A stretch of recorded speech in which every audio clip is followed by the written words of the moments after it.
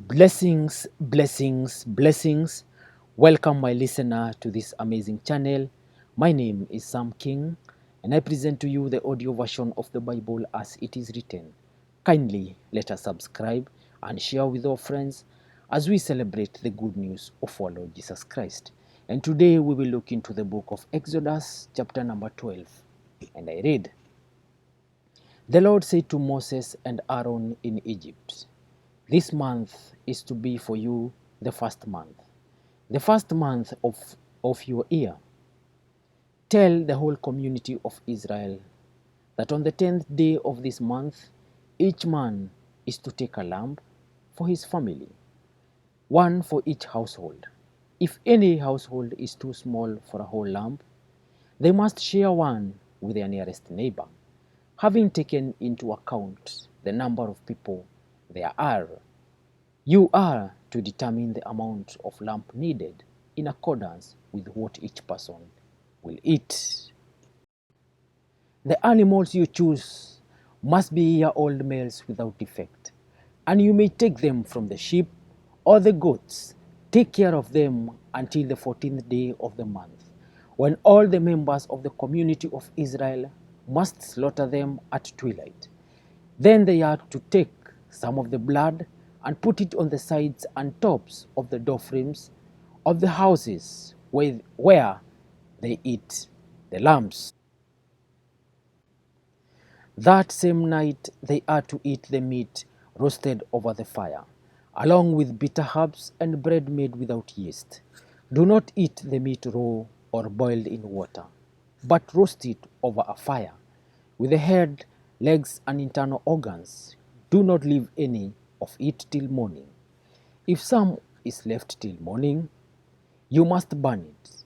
This is how you are to eat it, with your cloak tucked into your belt, your sandals on your feet, and your staff in your hand.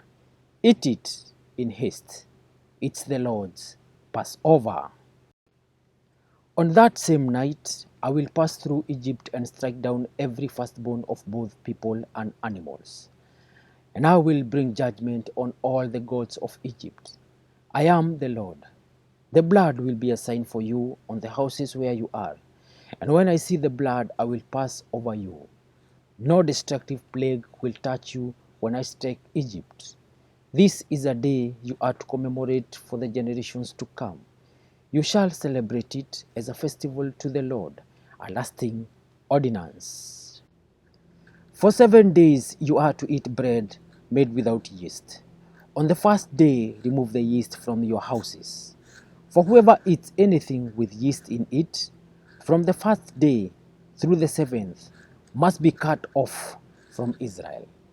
On the first day hold a sacred assembly, and another one on the 7th day. Do not work on all these days, except to prepare food for everyone to eat. That is all you may do. Celebrate the festival of unleavened bread, because it was on this very day that I brought your divisions out of Egypt. Celebrate this day as a lasting ordinance for the generations to come. In the first month, you are to eat bread made without yeast. From the evening of the 14th day until the evening of the 21st day. For 7 days, no yeast is to be found in your houses. And anyone, whether foreigner or native born, who eats anything with yeast in it must be cut off from the community of Israel. Eat nothing made with yeast.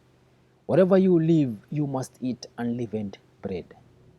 Then Moses summoned all the elders of Israel and said to them, Go at once and select the animals for your families and slaughter the Passover lamb. Take a bunch of hyssop, dip it into the blood in the basin, and put some of the blood on the top and on both sides of the doorframe. None of you shall go out of the door of your house until morning.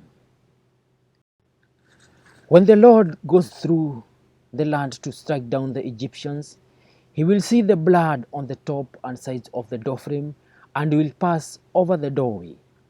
and he will not permit the destroyer to enter your houses and strike you down. Obey these instructions as a lasting ordinance for you and your descendants. When you enter the land that the Lord will give you, as he promised, observe this ceremony. And when your children ask you, what does this ceremony mean to you? Then tell them, it is the Passover sacrifice to the Lord, who passed over the houses of the Israelites in Egypt and spared our homes when he struck down the Egyptians, when the people bowed down and worshipped. The Israelites did just what the Lord commanded Moses and Aaron. At midnight, the Lord struck down all the firstborn in Egypt, from the firstborn of Pharaoh who sat on the throne to the firstborn of the prisoner who was in the dungeon, and the firstborn of all the livestock as well. Pharaoh and all his officials and the Egyptians got up during the night, and there was loud wailing in Egypt, for there was not a house without someone dead. During the night, Pharaoh summoned Moses and Aaron and said, Up, leave my people, you and the Israelites. Go worship the Lord as you have requested. Take your flocks and herds as you have said, and go, and also bless me. The Egyptians urged the people to hurry and leave the country, for otherwise, they said, we will all die. So the people took their dough before the yeast was added, and carried it on their shoulders in kneading troughs, wrapped in clothing. The Israelites did as Moses instructed and asked the Egyptians for articles of silver and gold and for clothing.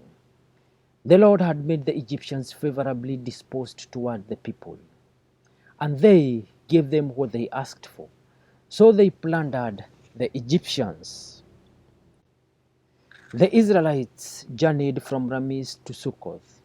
They were about 600,000 men on foot, besides women and children. Many other people went up with them, and also large droves of livestock, both flocks and herds. With the dough the Israelites had brought from Egypt, they baked loaves of unleavened bread.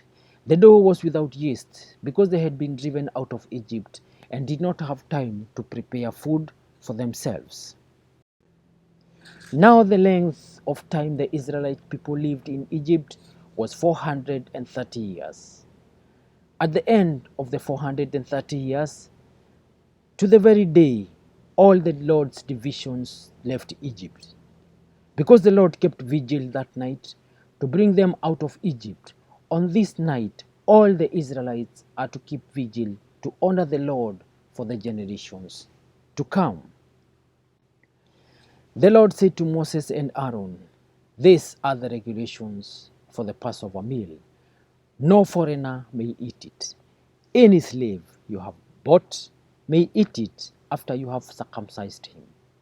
But a temporary resident or a hired worker may not eat it. It must be eaten inside the house. Take none of the meat outside the house. Do not break any of the bones. The whole community of Israel must celebrate it. A foreigner residing among you who wants to celebrate the Lord's Passover must have all the males in his household circumcised. Then he may take part like one born in the land. No uncircumcised male may eat it. The same law applies both to the native born and to the foreigner residing among you. All the Israelites did just what the Lord had commanded Moses and Aaron, and on that very day the Lord brought the Israelites out of Egypt by their divisions. Thank you, listener. That marks the end of today's presentation of the audio version of the Bible as it is written. Kindly remember to subscribe to this channel, and as I sign out in style. Peace.